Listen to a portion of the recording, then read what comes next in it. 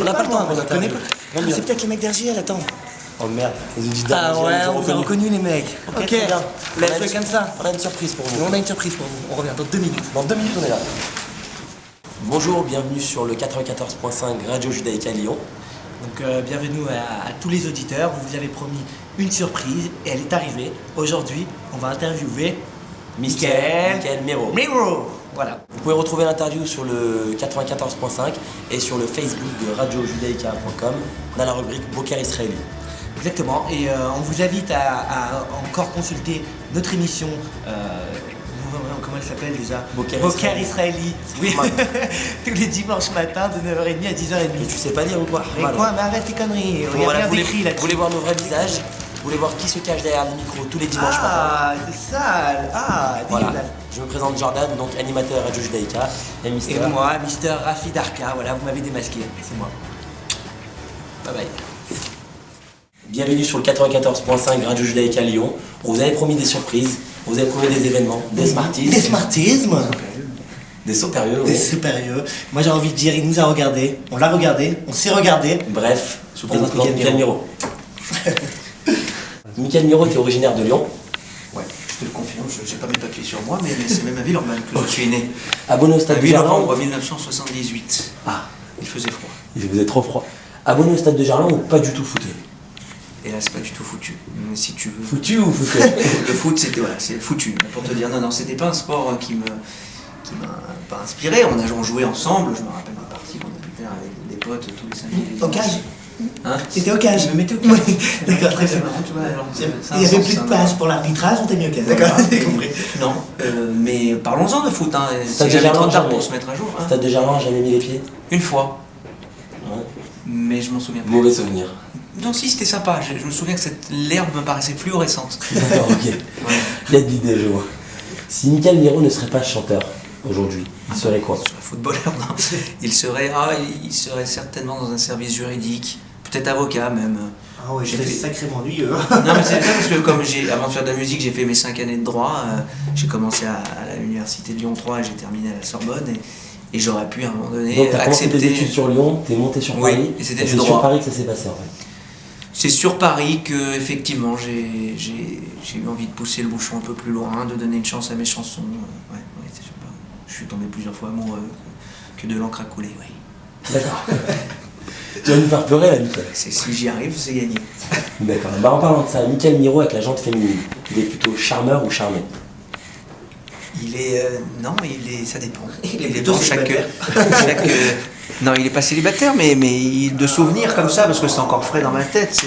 Chaque partie est différente en fonction de l'adversaire, donc il faut alterner, hein, je crois, entre le charme et charmé, oui, c'est ça. Plutôt dragueur ou dragué? C'est du ping-pong, hein, et puis ça se joue à deux. Donc, alors toi, t'es plutôt dragueur ou dragué en général? J'ai l'impression. J'ai une tendance quand même à me laisser un petit peu draguer, mais c'était pas une stratégie, hein, c'était quand t'es un peu timide, c'est comme ça. Quand on a le succès comme ça aujourd'hui, passe. Michael, puisqu'on peut dire que tu as le succès en France, on va dire. En ce moment, c'est vrai qu'il y a un truc autour de ma musique, alors j'en profite, hein, parce que c'est vraiment. Alors tu dragues ou tu te fais plus draguer depuis que t'es connu ou pas? Ou moins? Ah, c'est constamment, non, il faut constamment donner envie aux gens.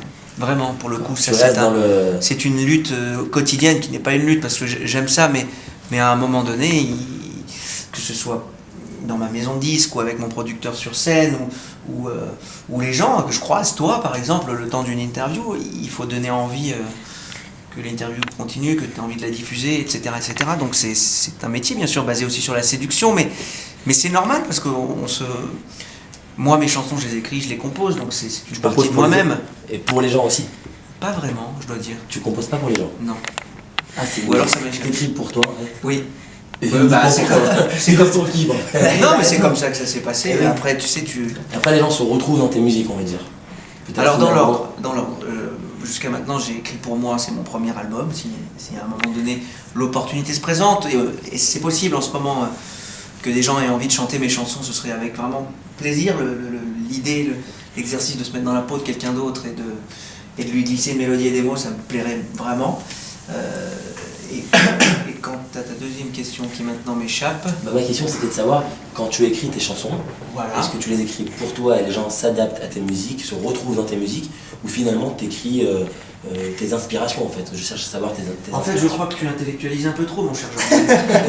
On écrit des chansons parce qu'on vit des choses, parce qu'on a envie de les mettre en chanson plutôt que de les écrire dans un cahier ou sur une sculpture ou une peinture. Et après, puis on les sort. Moi, je suis plutôt artistique. C'est original. C'est l'auteur plastique. Oui. Moi, je fais des chansons. Bon. Certains font des coupes de cheveux, d'autres des cheveux. Et puis ça, ensuite, pourquoi ça arrive en plein cœur de la vie de certaines personnes, que ça devient des chansons qui peuvent parler à d'autres, ça t'échappe complètement, ça. Ça reste un peu le mystère. Ça t'échappe, c'est pour ça que le métier est fou, c'est quand tu rencontres à un moment donné ton public sur une chanson, deux chansons. C'est pour ça que c'est trop bon, mais tu peux pas le préméditer. C'est des choses qui se prévoient pas. Ah non, ça se prémédite pas. D'accord. Alors justement, beaucoup de gens se demandent qui écrit tes chansons en fait, notamment celle qui t'a fait connaître L'Horloge tourne, Dame Dame Déo. Oui. Tu leur réponds quoi à ces gens? Qui l'a écrit? Qui compose, qui je leur réponds que tu l'as trouvé sur un blog. Que je l'ai tapé sur un blog. Non, c'est quand même sur le blog de vous êtes plusieurs auteurs? Non, j'écris, je compose mes chansons. Tu écris tout simplement. Ensuite, toute la partie enregistrement, réalisation, arrangement, effectivement. Là, c'est un vrai travail d'équipe. Mais sinon, ce sont mes histoires avec mes mélodies. Ouais. D'accord, alors je sais pas si on t'a dit, dans l'interview, tu as le droit à un joker. C'est une question à laquelle tu non, pour l'instant, je ne l'ai pas utilisé. D'accord. Au pire, on voulait te prévenir à la fin de l'interview. Voilà. Ah non, mais je garde mon joker pour des questions plus personnelles, plus posées. Alors, nous, on a une question à te poser. Oui. Attention, ton père. Michael Miro dans 10 ans. Dans 10 ans, j'imagine continuer d'écrire des chansons et je ferai tout pour que ma fille, qui dans 10 ans va avoir 10 ans, ne me traite pas de ringard, qu'elle vienne avec ses copines à mes concerts. D'accord. Voilà, c'est l'objectif. C'est de vivre avec son temps, d'être connecté avec son temps.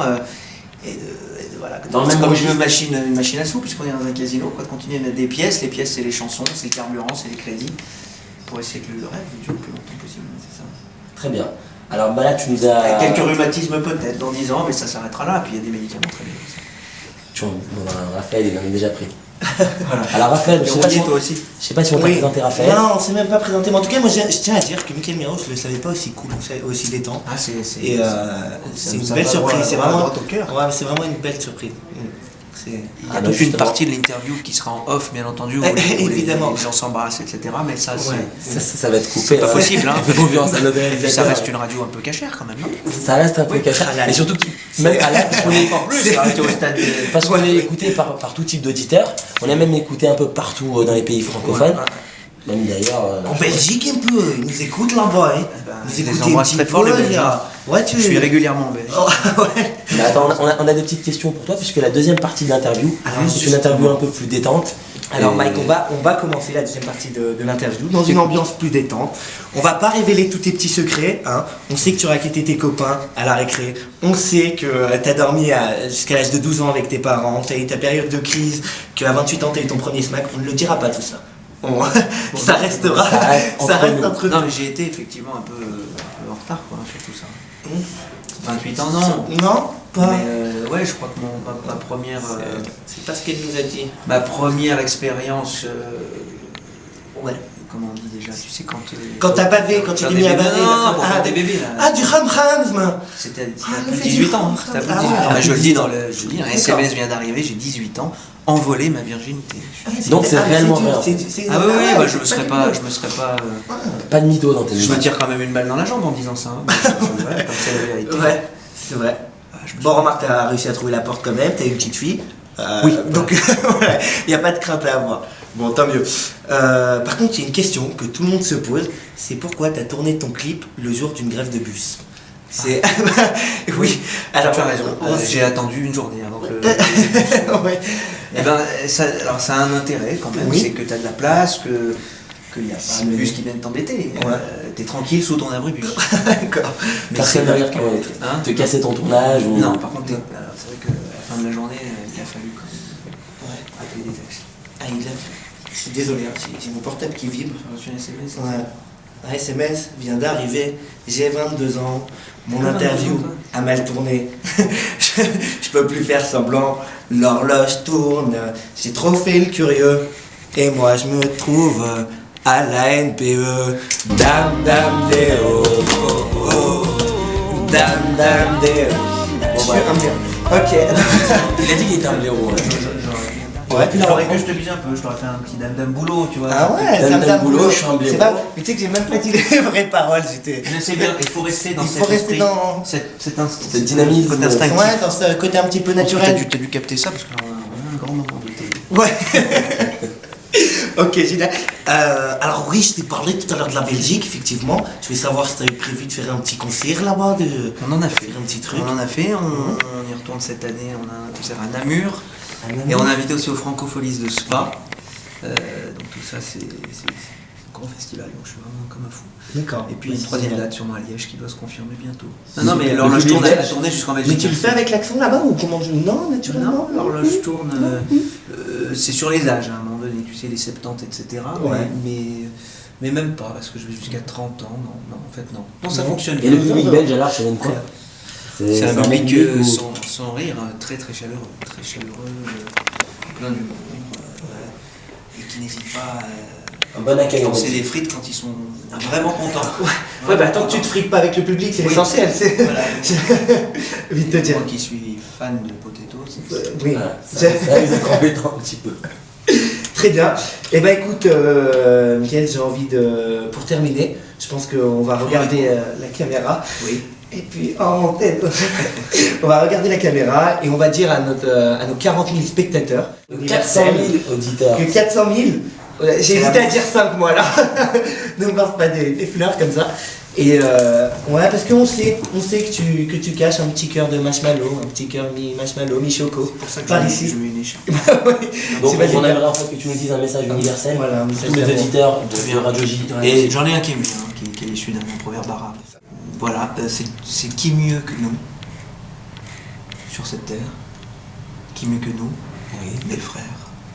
Le bonheur en nous, ne jamais le taire, et qui mieux que nous pour le faire. Ouais. Oui. Et ben autant je le faire quand il est chaud. Merci beaucoup Mickaël. Bravo, c'était... Ouais. Merci à toi, tu as une joie qui est là. Et c'est ce qu'on appelle un one shot. Ouais. À moins que monsieur n'ait plus de batterie qui ne pas remarqué, mais sinon... À moins qu'on va tout nous couper au montage, mais bon, j'espère que ça sera pas le cas. Je te souhaite bonne chance pour le montage. Mickaël Miro, merci pour ce moment d'intimité. Je t'en prie. C'est vrai qu'on a eu... C'est pas le style pied. C'est mise à nul. Hein. Je vois qu'on s'est... Il fait moins 15 degrés, mais pas de chaussettes. Allez, c'est bon, je vais ramasser. On avait promis des surprises aux auditeurs de Radio Judaïka. Voilà. Cette interview sera rediffusée sur le Facebook de Radio Judaïka. C'est propre. C'est propre. On te souhaite une longue et belle carrière. Merci. Et encore vous aussi les enfants. Merci, bah c'est gentil. Qu'on prenne notre pied, hein, tous. Ouais, c'est gentil. Il faudra peut-être te porter chance, je sais pas. En tout cas, merci. À bientôt. Bye. Bye.